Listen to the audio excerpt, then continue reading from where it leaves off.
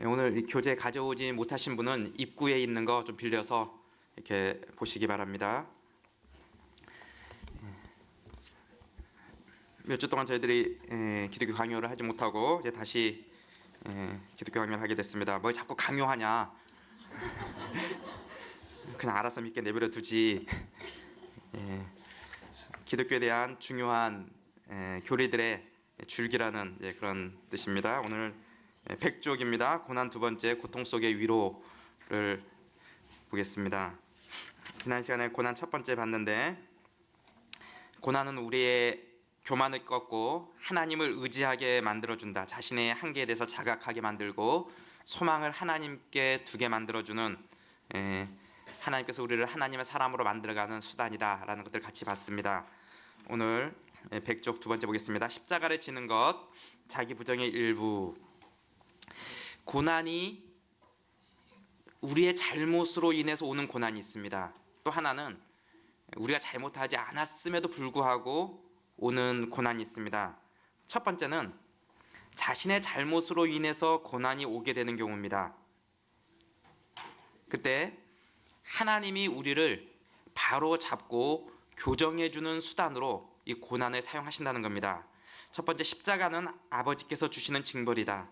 하나님은 우리의 약점을 내다보시는 동시에 우리의 지나간 죄들을 시정하실 필요가 있다. 이렇게 하셔야만 우리가 합당한 순종을 계속할 수 있기 때문이다. 따라서 환난을 받을 때마다 우리는 언제나 즉시 우리의 지나간 생활을 돌아보아야 한다. 고난이 올 때 다른 사람에게 어떤 고난이 임했는데 그걸 가지고 네가 하나님 앞에서 똑바로 살지 못하니까 그런 고난이 임하는 거야, 이렇게 얘기하는 것을 굉장히 조심해야 됩니다. 왜냐하면 그 사람이 정말 하나님 앞에서 죄를 범하고 잘못했기 때문에 하나님이 그 사람을 시정해 주기 위해서 그렇게 하는 경우도 있지만, 그렇지 않고 그 사람이 정말 믿음으로 살려고 했기 때문에 그런 고난이 올 수도 있다는 것이죠. 그래서 다른 사람이 고난이 임했을 때 우리가 욥의 새 친구들처럼 되지 않도록 특별히 조심할 필요가 있습니다. 그러나 우리에게 고난이 임했을 때 우리가 첫 번째로 돌아봐야 할 것은 하나님과 나와의 관계가 잘못돼서 이런 어려움이 임한 건 아닌가 하는 것을 먼저 점검해 봐야 한다는 것입니다. 우리 자신에게 있어서도 우리가 잘못으로 인해서 고난이 오는 경우도 있고, 그렇지 않고 우리가 믿음으로 살려고 했기 때문에 우리에게 고난이 임할 수 있습니다. 그러나 어떠한 상황이든지 간에 우리가 첫 번째로 점검해 봐야 될 것은 하나님과 나와의 관계가 과연 바른 것인가, 우리의 생활을 한번 돌아보고 우리의 신앙을 한번 점검해 볼 필요성이 있다는 것이죠. 그러나 주께서 역경으로 우리를 징계하시는 것은 우리가 세상과 함께 죄정함을 받지 않게 하려 하심이라고 한다. 그러므로 심히 어려운 환난에서도 우리에 대한 아버지의 인자하심과 관용을 발견해야 한다. 그가 우리를 괴롭히시는 것은 멸망시키려는 것이 아니라 도리어 세상이 받는 정죄를 면하게 하시려는 것이다. 내 아들아, 여호와의 징계를 경히 여기지 말라. 그 꾸지람을 싫어하지 말라. 대저 여호와께서 그 사랑하시는 자를 뭡니까? 징계하시기를 마치 아비가 그 기뻐하는 아들을 징계함같이 하시느니라. 따라서 우리는 아버지의 채찍을 깨달을 때에 악한 행실이 고질이 된 절망적인 사람들 같이 교만해질 것이 아니라 순종하며 잘 배우는 자녀의 태도를 취하는 것이 우리의 의무가 아닌가. 우리가 타락했을 때에 하나님의 책망을 듣고 돌아서지 않는다면 하나님께서는 우리를 파멸에 몰아넣으신다. 하나님께서 우리에 대한 인자하심과 우리의 구원에 대한 관심을 표명하셨는데도 불구하고 우리가 하나님의 징계를 견디지 못한다면 우리는 심히 사악한 자들이다. 성경은 불신자와 신자의 차이를 이렇게 말한다. 불신자는 고질적이며 철두철미한 악의 노예와 같이 징계를 받으면 더욱 악하게 되고 더욱 고집을 부린다. 그러나 신자는 자유의 몸으로 태어난 아들같이 회개할 줄 안다. 우리는 어느 쪽에 들기를 원하는지를 결정해야 한다. 고난에 대한 우리의 반응은 무엇입니까? 불신자처럼 하나님을 원망하며 하나님에게서 점점 멀어집니까? 아니면 자신을 돌아보아 하나님에게 더욱 가까이 나아갑니까? 우리가 잘못했음으로 인해서 하나님의 징계가 임했을 때, 불신자들은, 하나님에 대한 신앙이 없는 사람들은 하나님의 징계가 임하면 더욱더 하나님에게서 멀어진다는 겁니다. 그리고 더 도망가 버린다는 거죠. 그러나 하나님의 자녀들은, 성도들은 어떻게 합니까?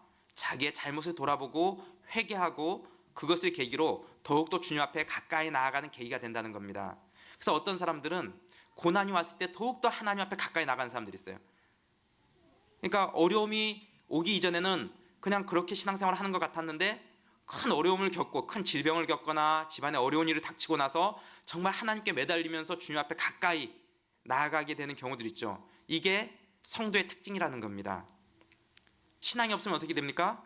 고난이 오면 하나님에게서부터 도망가 버리죠. 왜 나에게 이런 어려움이 생겨야 되는가? 그러나 고난 속에서도 하나님의 주신 감사의 제목들을 찾아낼 수 있는 사람들이 그리스도인입니다. 어떠한 상황에서도 감사한 사람이 있고요, 어떠한 상황에서도 불평한 사람이 있습니다. 그렇기 때문에 감사는 환경에 대한 반응이 아니라 가치관에 대한 그런 반응인 것입니다. 우리가 하나님이 주신 은혜들을 얼마나 많이 받았느냐에 따라서 그만큼 감사하는 게 아닙니다. 받은 은혜에 대한 지각하는 것만큼 감사하는 것이죠. 우리가 하나님이 우리에게 고난을 줄 때도 그 고난 가운데서도 더욱더 하나님 앞에 회개하면서 가까이 나아가는 사람은 그가 하나님의 자녀됨의 표징으로 드러나는 것이고, 자기가 잘못했음에도 불구하고 하나님이 징계하시고 벌을 줄 때 그 징계로 인해 하나님으로부터 멀어지는 사람은 그가 스스로 하나님과 상관없는 자임을 고백하는 그런 행위라는 것입니다. 자식이 잘못했을 때 그 부모가 혼을 내면, 혼났다고 해서 집 나가버리면 어떻게 됩니까? 안 되는 거죠. 혼냈을 때 더욱더 회개하고 자신의 행실을 고쳤을 때 그게 자녀의 자녀됨이 드러나게 된다는 것입니다. 첫 번째는 우리가 잘못으로 인해서 고난이 오게 되는 경우, 이것은 하나님이 그 고난을 통해서 우리의 잘못된 행실을 바로잡아주는 교정수단이다 라는 것이고, 두 번째는 우리가 우리의 잘못이 아님에도 불구하고 믿음을 지키기 위해서 고통과 고난받게 되는 상황이 올 수가 있다는 것입니다.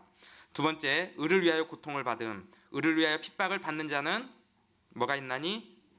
복이 있나니 천국이 저희 것임이라.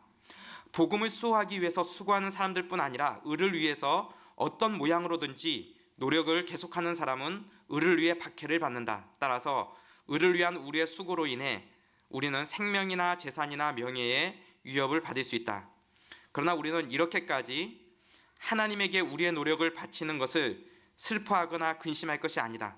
하나님께서 친히 복되다고 선언하신 일들을 하면서 자기를 불행하다고 생각하면 안 된다. 하나님이 친히 복되다고 선언하신 일이 뭡니까? 이거 참 복되다. 뭡니까? 방금 본 본문에서는 의를 위해서 핍박을 받는 자는 복이 있다. 하나님이 복이 있다고 하는데 우리는 어떻게 생각합니까? 나는 저주받았다. 하나님이 나를 미워하시는가 보다. 하나님은 복이 있다고 하는데 우리는 하나님이 나를 미워하신다고 또 나는 불행하다고 생각해서는 안 된다는 겁니다. 하나님이 복되다고 하면 그건 복된 겁니다. 우리가 이해하든 이해하지 못하든 지금 순간에는 내가 고통스럽고 힘들지 모르지만 하나님이 복되다고 하신 일은 늘 결과가 좋게 돼 있습니다. 과정은 어려울 수 있습니다. 어떤 사람은 과정도 좋고 결과도 좋은 사람이 있을 수 있죠.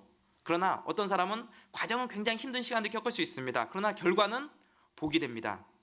하나님이 분명하게 의를 위해서 핍박을 받는 자는 복이 있다 라고 선언했는데, 우리는 의를 위해서 핍박을 받으면서 하나님, 내가 잘못해서 죄지은 벌 받으면 내가 알겠는데 내가 정말 믿음으로 살아보려고 노력했는데 왜 이런 어려움이 옵니까? 나같이 불행한 인생이 어디 있습니까?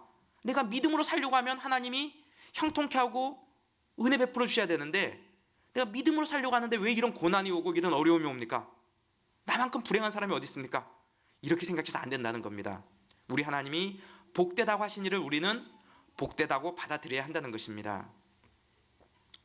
빈곤까지도 그 자체로 보면 불행이다. 마찬가지로 추방, 모욕, 감옥에 갇힘, 치욕 등도 불행이며 죽음은 최고의 재난이다. 그러나 하나님의 은혜가 우리 위에 있을 때 이 모든 것이 우리의 행복으로 변한다. 따라서 우리는 그리스도의 증거하심에 만족하고 육의 그릇된 평가를 물리쳐야 한다. 육의 그릇된 평가가 뭡니까? 내 생각에 이거는 불행이다 라고 판단해 버리는 겁니다. 이런 건 물리쳐야 된다는 겁니다. 그리스도의 증거하심으로 만족하라는 게 뭡니까? 의를 위해서 핍박을 받는 게 복되다라는 것을 우리는 복된 일로 받아들여야 한다는 것이죠. 현재의 어려움이 하나님께서는 합력하여 선을 이루어서 결국에는 우리에게 축복된 인생으로 만들어 주신다는 것입니다. 세상의 기준이 우리의 기준이 될 수 없습니다. 세상의 불행이 하나님의 시각에서 보면 그것은 축복이 될 수도 있습니다. 의를 위하여 핍박을 받는 것은 천국을 소유하는 축복을 누리는 것입니다. 우리의 경험과 판단이 중요한 것이 아니라 하나님의 약속의 말씀이 중요한 것입니다. 우리가 무죄하고 양심에 부끄러울 것이 없음에도 불구하고 악한 불신자들 때문에 재산을 빼앗긴다면 우리는 인간 사회에서 몹시 빈궁하게 될 것이다. 그러나 하늘에 계신 하나님 앞에서는 이런 일을 통해서 우리의 진정한 재산이 불어난다. 정말 우리가 믿음으로 살려고 하기 때문에 경제적인 손실을 볼 수 있다는 겁니다. 내가 세상과 타협해서 그냥 대충 살아가면 세상적인 부를 더 누릴 수 있지만 내가 믿음을 지키기 위해서 하나님 앞에서 바른 삶을 살려고 선택했기 때문에 경제적인 손실을 입을 수 있다는 것입니다. 그리고 이 땅을 살 때 가난해질 수 있다는 것입니다. 그런데 우리가 믿음으로 선택한 일이라면 어떻게 됩니까? 하늘 아버지 앞에서 우리의 재산은, 진정한 재산은 점점 불어나게 된다는 것입니다. 이게 진정한 복이라는 것이죠. 자기 집을 쫓겨난다면 하나님의 가족으로서 더욱 친근하게 영접을 받을 것이다. 괴로움과 멸시를 당한다면 우리는 반드시 그만큼 더 견고하게 그리스도 안에 뿌리를 받게 된다. 모욕과 수치를 당한다면 반드시 하나님 나라에서 더 훌륭한 자리를 얻는다. 죽임을 당한다면 복된 생명으로 들어가는 문이 우리 앞에 열릴 것이다. 주께서 크게 가치 있는 것으로 인정하신 일들을 현세의 허망한 일시적 유혹보다 낮게 평가하는 것을 우리는 부끄러워해야 한다. 우리가 믿음을 지키려고 했을 때 우리에게 손해가 올 수 있다는 것입니다. 집에서 쫓겨날 수 있고요, 괴로움과 멸시당하고 사람들에게 무시당할 수 있고, 그리고 최악의 경우는 우리가 죽임을 당할 수도 있다는 것입니다. 그런 최악의 상황까지 간다 할지라도 우리 주님이 이것은 복된 것이다. 왜냐하면 우리가 믿음을 지키기 위해서 죽임을 당하게 된다면 복된 생명으로 들어가는 영생의 문이 우리 앞에 열릴 것이기 때문에 그것은 하나님 앞에서 불행이 아니라 진정한 축복이다 라고 얘기하고 있다는 것입니다. 그렇기 때문에 우리가 믿음을 지키다가 우리에게 고난이 오고 내가 신앙 때문에 어려움이 닥쳤을 때 우리가 보여야 될 반응은 하나님 왜 이러십니까? 하나님 왜 이러십니까? 내가 믿음으로 살려고 하는데 좀 도와주셔야지 왜 이런 어려움을 주십니까? 라고 반응할 것이 아니라 내가 동기를 점검하고 내 마음을 점검해 봤을 때 하나님 앞에서 이게 바른 길이다 라고 생각되어지면 이것은 복된 길이다 라고 우리가 확신해야 한다는 겁니다. 물론 눈앞에 닥치는 환경은 쉽지 않을 수 있습니다. 고난과 어려움이 여전히 남아있을 수 있습니다. 그러나 하늘 아버지의 시각에서 영생의 관점에서 바라봤을 때 진정한 복된 길이 여기에 있다는 것을 우리가 인식해야 한다는 것입니다. 우리의 기준이 어디에 있는가를 점검해야 합니다. 하나님께서 크게 평가하신 것을 우리도 크게 평가하고 하나님께서 낮게 평가하신 것을 우리도 낮게 평가해야 합니다. 하나님께서 낮게 평가하신 것을 우리가 크게 평가하고 있다면 우리는 크게 부끄러워해야 할 것입니다. 하나님이 낮게 평가하신 게 뭡니까? 하나님이 낮게 평가하시는 것은 하나님이 주시지 않는 복을 받아 누리려는 겁니다. 하나님이 주시지 않은 재물을 우리가 취하려고 하는 겁니다. 하나님이 은총이 아닌데 세상적인 편법과 인간적인 방법을 쓰고 신앙에 타협해서라도 어떤 것들을 내가 얻어내려고 하는 겁니다. 이거 주님이 낮게 평가하는 겁니다. 그런데 우리는 이걸 크게 평가하죠. 내가 신앙과 타협해서라도 이만큼 부를 얻었다. 내가 믿음을 떠나서라도 이렇게 좋은 세상적인 결과를 얻었다. 내가 고3이 돼서 신앙생활 똑바로 안 해도 좋은 대학교 갔다. 이런 거 자랑거리 아니라는 것입니다. 하나님 앞에서 크게 부끄러워해야 할 일이라는 것입니다.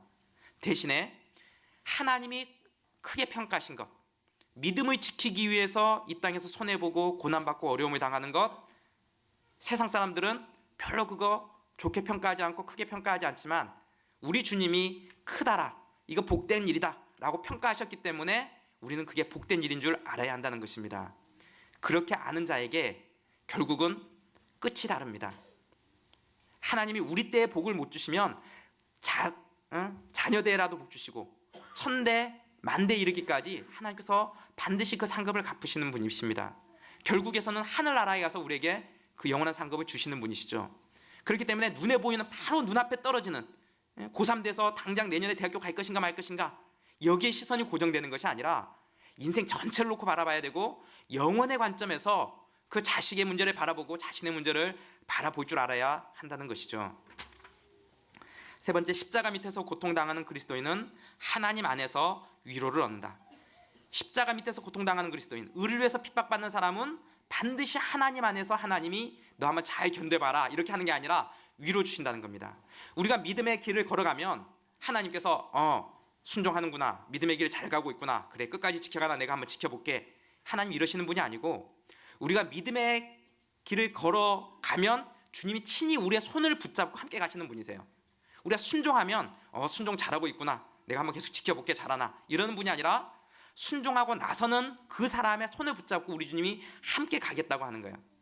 그래서 우리 주님의 짐은 사람들이 보기에는 크고 무거울 것 같고 험난해 보이지만 그 길은 쉬운 길이고 그 멍에는 가볍다라고 얘기하는 거죠. 사람들이 보기에는 힘든 길인 것 같아 보여요. 그런데 정작 그 길에 들어서면 그 길은 쉬운 길이고 가벼운 길이에요. 그래서 믿음으로 사는 사람들은 옆에서 보면 정말 힘든 길을 사는 것 같아요. 어떻게 저렇게 힘들게 살까? 근데 정작 보면 어떻습니까? 쉬운 길이에요. 그 안에 하나님이 놀랍게 주시는 평안들이 있고, 세상 사람들이, 쉬운 길을 가는 사람들이 누리지 못하는 그 평안, 그 행복, 그 감사, 그 만족을 세상 사람들은 어려워 보이는 그 길을 걸어가면서도 누리게 되는 거죠. 진정한 행복과 기쁨을 맛보는 거죠. 왜 그렇습니까? 우리 주님이 함께 그 길을 가시기 때문입니다. 그래서 십자가 밑에서 고통당하는 사람들은 하나님이 너 고통 잘 견뎌나 내 지켜볼게 하고 이렇게 관찰하시는 분이 아니라 친히 위로하시고 도와주시는 분이시라는 것입니다. 사랑하는 자들아, 너희를 시련하려고 오는 불시험을 이상한 일 당하는 것 같이 이상히 여기지 말고 오직 너희가 그리스도의 고난에 참여하는 것으로 즐거워하라. 이는 그의 영광을 나타내실 때에 너희로 즐거워하고 기뻐하게 하려 함이라. 우리가 의를 위하여 살고자 할 때 우리는 주께서 주시는 고통을 즐겁게 받아야 합니다. 그러나 즐거운 태도를 취하라고 하는 것은 심신의 고통을 전혀 느끼지 말라는 뜻은 아닙니다. 고통으로 인한 괴로움과 근심이 없다면 십자가 안에서의 성도의 인내도 없을 것이다. 빈곤과 병과 치욕에 각기의 고통이 있으며 죽음에는 공포심이 따른다. 만일 그렇지 않다면 이런 것들을 태연하게 견디는 것이 무슨 용기나 절제가 될 것인가? 이런 경험은 그 성질상 고통스러운 것, 우리의 가슴을 찌르는 것이다. 그렇기 때문에 이런 고통으로 인한 곤란이 아무리 심하더라도 도리어 그 고통으로 연단을 받아 용감하게 저항하며 그것을 극복한다면 거기서 신자의 용기가 나타난다. 날카롭게 찌르는 자가 있어도 하나님을 두려워하는 마음으로 성급하고 과격한 행동을 억제한다면 거기서 신자의 인내가 나타난다. 비통한 일로 타격을 받더라도 하나님께서 주신 영적 위안에서 안식처를 얻는다면 거기서 신자의 쾌활함이 빛난다. 주님이 주시는 평안은 단지 감정의 즐거움을 의미하는 것이 아닙니다. 눈물 속에서, 고통 속에서, 인내함 속에서 누릴 수 있는 것이 성도의 평안입니다. 우리가 의를 위해서 핍박을 받는 자는 복이 있다라고 얘기하니까 내가 의를 위해서 핍박을 받을 때 내가 복된 일이구나 라고 생각한다고 해서 우리가 핍박을 받을 때, 의를 위해서 핍박을 받을 때 우리가 마냥 행복하고 마냥 기쁘고 이렇지 않다는 겁니다. 고통은 그 성질상 우리에게 힘든 것이고 우리를 찌르는 것이고 우리의 마음을 아프게 하는 것이 사실이에요. 내가 의를 위해서 핍박을 받지만 이게 복된 일인 줄 알지만 우리 몸으로 느끼는 건 어떻습니까? 힘든 거예요. 여전히 힘든 거예요. 아무리 의를 위해서 받는 핍박이라 할지라도 또 정말 영생을 바라보고 우리가 순교의 자리에 들어간다 할지라도 죽음은 두려운 거예요. 그리고 질병은 고통스러운 거고 경제적인 궁핍은 우리의 마음을 힘들게 하는 거예요. 그래서 너 의를 위해서 핍박받는데 뭐 그렇게 힘들어할 필요 있냐? 힘들면 안 돼. 이렇게 쉽게 얘기할 수 없어요. 왜냐하면 고통 그 자체가, 고난 그 자체가 우리의 힘든 거라는 거죠. 그러나 이러한 일로 우리가 타격을 받고 마음은 어렵지만 하나님이 주신 영적 위안을 우리가 누리고 안식처로 의지한다면 거기에서 우리의 믿음이 빛을 발하게 된다라는 것입니다. 그래서 우리가 믿음으로 인해서 핍박받을 때 이것은 복을 누린다라는 것은 감정의 즐거움을 말하는 건 아니라는 겁니다. 우리에서 핍박받을 때 여전히 우리의 감정은 힘들고 환경은 어렵다는 것이지만, 그렇지만 눈물 속에서, 고통 속에서, 우리가 견디고 인내함 속에서 하늘로부터 오는 평안을 우리가 맛볼 수 있다는 것입니다. 찬송가 469장 보면 내 영혼의 그 깊은 데서 맑은 가락이 울려나네. 하늘 곡조가 언제나 흘러나와 내 영혼을 고이 싸네. 내 마음속에 솟아난 이 평화는 깊이 묻힌 보배로다. 나의 보화를 캐내어 가져갈자 그 누구랴 안심일세. 내 영혼의 평화가 넘쳐남은 주의 축복을 받음이라. 내가 주야로 주님과 함께 있어 내 영혼이 편히 쉬네. 이 땅 위에 험한 길 가는 동안 참된 평화가 어디 있나. 우리 모두 다 예수를 친구 삼아 참 평화를 누리겠네. 평화 평화로다 하늘 위에서 내려오네. 그 사랑의 물결이 영원토록 내 영혼을 덮으소서. 이 평화는 어떤 평화입니까? 환경의 편안함을 얘기하는 건 아닙니다. 환경은 눈물나고 너무너무 몸이 아파서 고통스럽고 힘들지만 그 안에서도 하늘로부터 오는 평안을 맛볼 수 있는 것, 이게 성도의 평안이라는 것입니다. 네 번째, 스토아 사상가와 달라서 그리스도인은 고통과 슬픔을 밖으로 나타낸다. 옛날 스토아 철학자들은 위대한 영혼을 가진 사람에 대하여 말할 때 슬플 때나 기쁠 때나 똑같은 느낌을 가진다고 하였다. 그러나 그들이 묘사한 인내는 인간 사회에서 발견된 일이 없고 앞으로도 결코 실현되지 않을 것이다. 그리스도인들 사이에도 새로운 스토아 사상가들이 나타나서 고통으로 신음하며 우는 것뿐 아니라 슬픔과 불안에 시달리는 것까지도 죄악이라고 생각한다. 이런 불합리한 생각을 하는 것은 대개 한가한 사람들이다. 그들은 행동보다 사변으로 시간을 보내며 이런 불합리 외에 아무것도 만들어낼 능력이 없다. 우리가 울음을 일체 배격한다면 주님 자신을 우리는 어떻게 판단할 것인가? 그의 몸에서는 눈물이 핏방울같이 흐르지 않았는가? 공포심은 모두 회의라고 낙인을 찍는다면 주께서 심한 공포를 느끼셨다는 기사를 우리는 어떻게 설명할 것인가? 우리가 모든 슬픔을 싫어한다면 주께서 내 마음이 심히 고민하여 죽게 되었으니 라고 하신 말씀을 어떻게 이해할 것인가? 예수님보다 더 나아가는 것도 교만입니다. 우리에게는 고통과 고민과 슬픔이 없을 수 없습니다. 그러나 그 가운데 세상이 줄 수 없는 평안이 그리스도인에게는 있는 것입니다. 슬픔 가운데 있는 사람에게 슬퍼하는 것은 믿음 없음이라고 단정짓는 사람을 본 적이 있습니까? 그들이 범한 오류는 무엇입니까? 장례식에 가서 힘들어하고 어려워하는 사람에게 다 천국 가서 더 좋은 데 갔는데 뭐 그렇게 슬퍼하냐, 슬퍼하고 우는 것은 믿음 없는 행위다. 왜 그렇게 믿음이 없어? 이런 식으로, 물론 천국에 대한 소망을 심어주고 위로해주는 것은 얼마든지 바람직한 일이죠. 그런데 그가 느끼는 그 감정적인 슬픔, 또 고통, 아픔을 믿음 없음에 대한 행위로 그런 식으로 낙인 찍어서는 안 된다는 겁니다. 그것은 마치 뭐가 같냐면은 과거에 스토아 사상가들이 그랬다는 겁니다. 믿음이 있고 또 어떤 위대한 영혼을 가진 사람들은 슬플 때나 기쁠 때나 감정의 요동함이 없이 늘 같은 상태를 지닌다. 이런 스토아 사상가들이 그렇게 얘기했다라는 것이죠. 그리고 이런 사상을 기독교에서도 어떤 사람들은 가져와갖고 고통으로 신음하며 울거나 슬픔과 불안해하거나 공포심을 갖거나 두려워하는 것, 죽음에 대한 불안함을 갖는 것, 이런 것들은 다 죄다, 다 믿음 없는 소산이다, 이런 식으로 치부해버리는데 이게 잘못된 것이라는 것이죠. 우리는 인간이기 때문에 당연히 슬프죠. 그렇죠? 그렇게 장례식 가서 왜 그렇게 믿음 없이 그러냐 이랬던 사람이 정작 자기에게 그런 고난과 고통이 닥치면 어떻게 합니까? 더 크게 슬퍼하고 더 크게 울죠. 남의 이야기와 자기 이야기가 다르게 적용이 되는 겁니다. 그렇지 않다는 겁니다. 실제 우리는 천국에 대한 소망을 갖고 있으면서도 장례를 맞이했을 때 슬픈 겁니다. 내 영혼이 기뻐하면서도 육체적 고통이 올 때 아프고 힘들고 눈물 나는 게 사실입니다. 그거 무시해서 안 된다는 겁니다. 그거 인정해 줘야 된다는 것이죠. 그러나 그 가운데서도 우리는 뭐가 있습니까? 천국에 대한 소망, 하늘로부터 오는 위로, 그 평안을 우리가 마음 한구석에 쭉 갖고 이 힘으로 그 어려움들을 이겨나간다는 겁니다. 죽음에 대한 두려움이 있지만 천국에 대한 소망이 그거보다 조금 더 크기 때문에 죽음에 대한 두려움을 이겨나가는 것이고, 믿음으로 살아갈 때 고통과 아픔과 어려움이 와서 그걸로 무척 마음이 힘들고 어렵지만, 그러나 내가 믿음으로 살아갈 때 하나님께서 함께 해주신다는 그 믿음에 대한 확신이 그 고통과 어려움을 이겨나가도록 하는 거죠. 그런 인간적인 연약함과 슬픔과 한계에 대해서 우리가 정죄하듯이 믿음 없음으로 그렇게 쉽게 단정해서는 안 된다는 것입니다. 다섯 번째, 현실의 슬픔과 현실의 인내는 서로 충돌한다. 가혹한 불행이 괴롭혀도 굴복하지 않으며 비통한 일이 있어도 영적 기쁨이 넘치며 불안에 눌려도 하나님의 위안으로 소생하여 용기를 회복하는 성도의 인내를 성경에서 칭찬하는 것은 사실이다. 그러나 참는 동안에도 성도의 마음속에서는 이러한 상황을 피하고 싶고 무서워하는 자연적인 심리와 이 여러 가지 곤란까지도 헤쳐가면서 하나님의 뜻에 따라 전진하겠다는 경건한 뜻이 서로 싸우고 있다. 우리의 마음 한편은 뭐예요?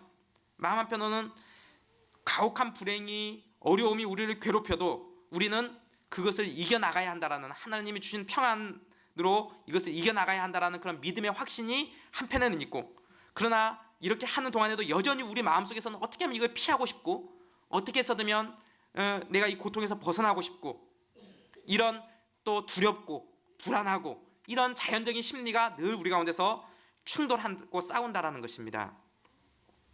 주님은 베드로에게 내가 진실로 내게 이르노니 젊어서는 내가 스스로 띠띠고 원하는 곳으로 다녔거니와 늙어서는 내 팔을 벌리리니 남이 내게 띠띠우고 원치 아니하는 곳으로 데려가리라고 말씀하셨다.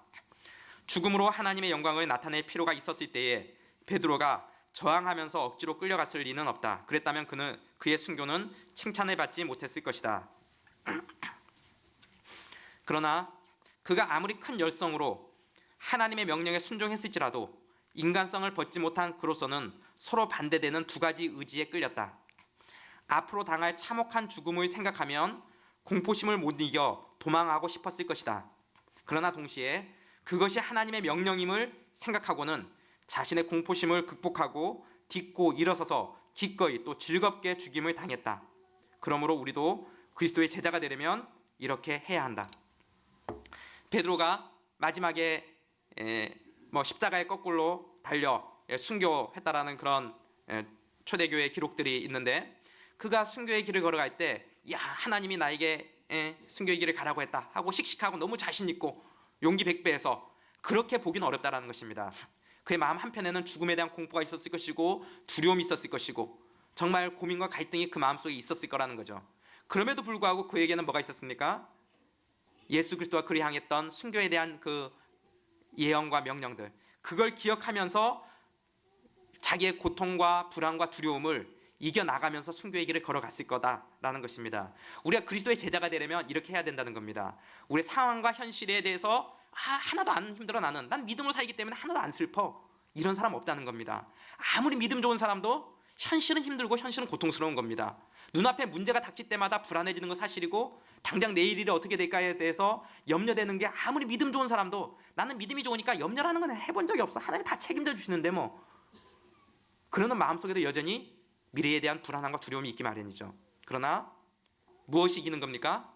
그럼에도 불구하고 하나님이 내 미래를 책임져 주실 것이다.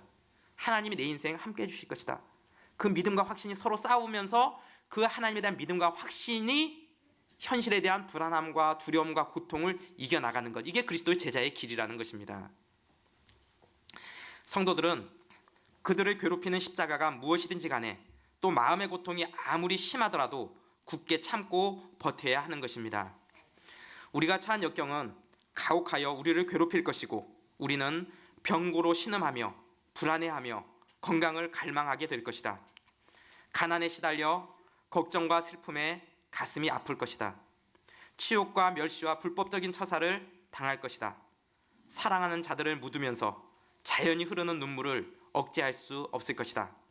그러나 결론은 언제나 주의 뜻이니 주의 뜻을 따르자는 그 한 가지일 것이다. 고통의 가시가 찌르면 신음과 눈물이 그치지 않을 때에도 우리는 우리 마음을 이렇게까지 요동하게 만드는 이 일들을 기꺼이 참도록 마음을 돌리자고 생각해야 할 것이다. 병고로 인해, 가난으로 인해, 무시당함으로 인해, 또 가까운 사람의 죽음으로 인해 우리가 슬퍼하고 힘들지만, 그러나 우리에게 늘 결론이 무엇입니까? 언제나 이 모든 일이 주의 뜻이니 주의 뜻을 따르자. 하나님께서 나로 감당할 힘을 주시고 나에게 능히 이겨나갈 용기를 더해 주실 것이다. 하나님을 신뢰하고 의지하고 믿음으로 그 힘든 상황들을 이겨나가는 것, 이게 그리스도 제자의 삶이라는 것입니다. 리고레 목사님이 이런 말을 했습니다. 가장 깊은 경지의 예배는 고통 속에서도 하나님을 예배하고 시련 속에서도 하나님께 감사하며 시험을 당할 때에도 하나님을 신뢰하고 어려움 속에서도 하나님께 삶을 내어드리며 그분이 멀게 느껴질 때에도 하나님을 사랑하는 것이다. 가장 깊은 경지의 예배가 어떤 예배입니까? 형통할 때 드리는 예배가 아닙니다. 고난과 어려움 속에서도 의지적으로 주님 앞에 드리는 예배, 감사할 수 없는 상황이지만 의지적으로 감사하는 예배, 정말 몸은 너무도 힘들지만 그 가운데서도 하나님의 위로를 갈망하는 예배, 어려움 속에서도 하나님께 삶을 내어드리고 하나님이 멀게 느껴질 때에도 하나님이 과연 나를 돌보시고 계신가, 하나님이 과연 나를 사랑하고 계시는가, 그분이 멀게 느껴질 때에도 하나님을 사랑하는 것, 이것이 가장 깊은 경지의 예배라는 것입니다. 인내에 대한 철학적인 견해와 기독교적인 견해. 인내에 대한 철학적인 견해는 어차피 우리가 하나님의 징계와 고난을 피할 수 없으니까 인내할 수밖에 없다고 합니다. 그러나 성경이 가르치는 인내의 의미는 고난 속에 하나님의 섭리가 있으며 하나님의 섭리는 우리의 유익을 위한 것이라고 가르칩니다. 인내에 대한 철학적인 견해는 뭡니까? 어차피 내가 피할 수 없는 건데 어차피 어쩔 수 없는데 내가 할 수 있는 게 아무것도 없는데 인내할 수밖에 없지 않냐? 다른 선택이 없지 않냐? 이건 철학적인 견해라는 겁니다. 기독교적인 견해는 뭡니까? 고난 속에 하나님의 섭리가 있다는 겁니다. 그냥 우리가 참고 그냥 견디는 것만이 목적이 아니라 하나님 이것을 합력하여 선을 이루시는 하나님의 섭리, 우리의 이해와 우리의 지식으로는 다 알 수 없지만, 나는 피조물이기 때문에 하나님의 생각을 다 알 수는 없지만, 그러나 하나님의 섭리는 우리에게 옳고 유익한 것 외에는 아무것도 계획하지 않으신다라는 그 사실을 믿는 것. 지금은 이해할 수 없지만 시간이 지나고 또 우리가 하나님 앞에 갔을 때는 이 모든 일들이 하나님께서 우리와 하여금 알게 하시고 합력할 선을 이루실 것들을 기대하면서 하나님의 섭리가 이 상황 가운데 들어있음을 우리가 믿음의 눈으로 바라보고 하나님을 신뢰하는 것, 이게 기독교적인 인내라는 것입니다. 어쩔 수 없어서 그냥 참는 게 아닙니다. 내가 참지 않으면 어떻게 하겠냐? 참는 수 말고 다른 도리가 있냐? 이건 철학적인 인내죠.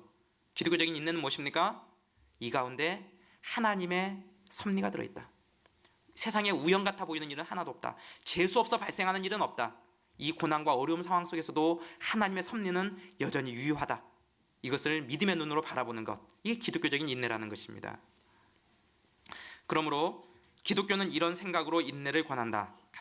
빈곤이나 추방이나 감옥의 갇힘이나 모욕이나 병이나 근친의 죽음이나 그 밖에 어떤 일이 우리를 괴롭히더라도 우리는 이 모든 일이 하나님의 뜻과 섭리가 아니면 생기지 않으며 하나님께서는 질서가 정연한 정의 이외에 아무 일도 하시지 않는다고 생각해야 한다.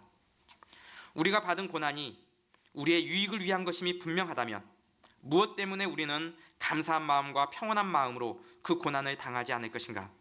그러므로 고난을 참고 견딜 때에 우리는 필연성에 양보하는 것이 아니라 우리 자신의 유익에 동의하는 것이다.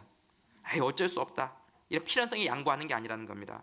우리 자신의 유익에 동의하는 겁니다. 하나님께서 나는 알지 못하지만 내 이해는 부족하지만 최선의 길로 나를 인도하실 것이다.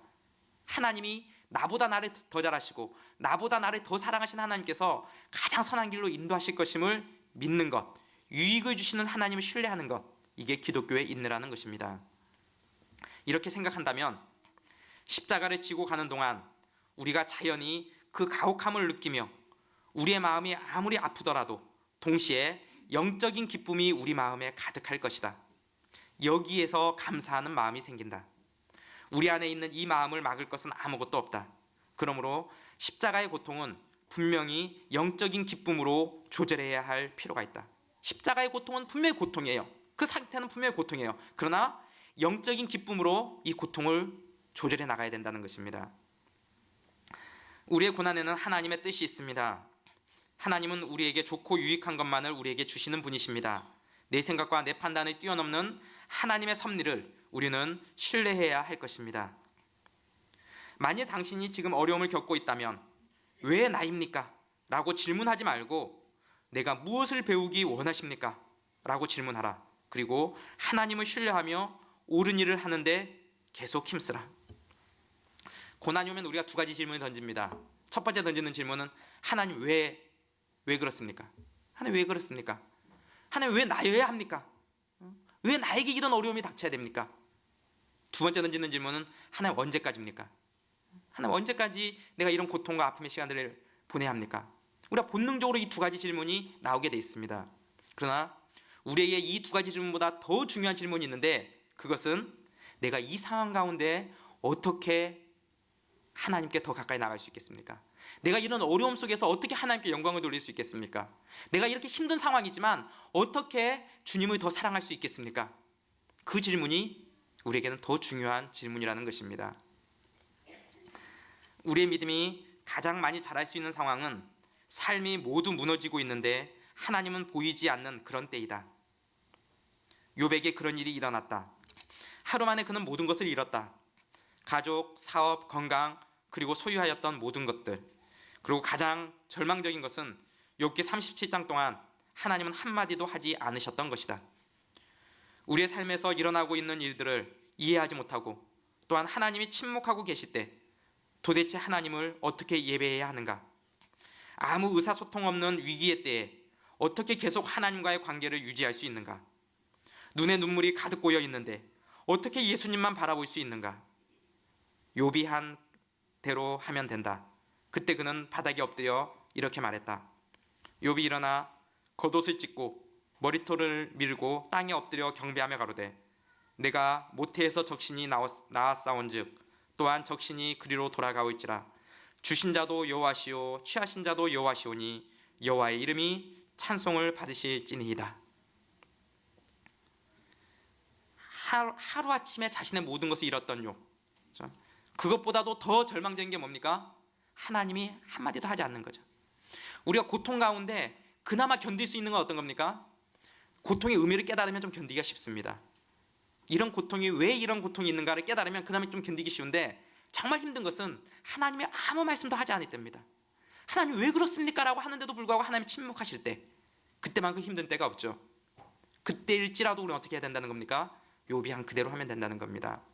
주신 자도 여호와시오 취하신 자도 여호와시오니 여호와 이름이 찬송을 받으시지이다. 그 상황 속에서도 하나님을 찬송하고 그 상황 속에서도 하나님께 영광 돌리면 하나님께서 결국 어떻게 하십니까?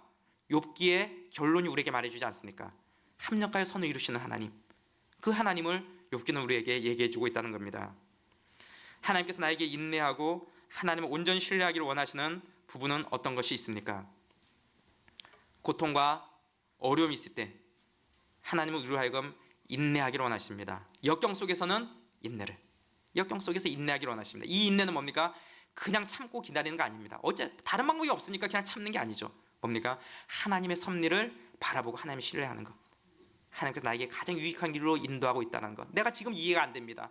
내가 지금 이해가 안 되지만 그러나 시간이 지나서 돌아보면 하나님께서 가장 선한 길로 인도하셨음을 내가 믿음으로 알게 되는 그날이 올 것을 내가 압니다. 하나님은 여지껏 신실하게 나를 인도하셨고 앞으로도 나를 신실하게 인도하실 분이신 것을 내가 믿기 때문입니다. 그 하나님의 섭리를 신뢰하는 것, 이게 기독교적인 인내라는 것이죠. 정리합니다. 의를 위해 받는 고난은 불행이다, 축복이다. 뭡니까? 축복이라는 게 우리 주님의 선언입니다. 저주라고 불행이라고 생각하지 말라는 겁니다. 두 번째, 고난은 그 성질상 고통스러운 것이라는 겁니다.